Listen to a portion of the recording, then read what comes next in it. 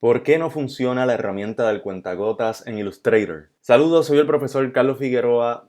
El cuentagotas es la herramienta que me permite obtener muestras de color de una foto y aplicarla a vectores, ya sea figuras geométricas o cualquier trazo que hayas creado en el programa de Illustrator. Voy a seleccionar el círculo y presiono la I en el teclado para activar el cuentagotas y tomar una muestra de color de la foto.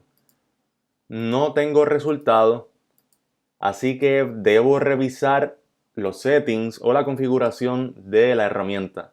Para eso hago clic dos veces sobre la herramienta del gotero y me fijo que aquí no está marcada la opción de color y en el lado derecho tampoco está marcada, así que voy a asegurarme de tener todas las opciones marcadas. Presiono OK y ahora voy a tomar una muestra de color de la imagen. Vemos que tenemos el resultado y hemos resuelto el problema. Ya podemos obtener los colores de la foto. Si te gustó este video, suscríbete a mi canal para aprender más de diseño gráfico. Nos veremos en el próximo video.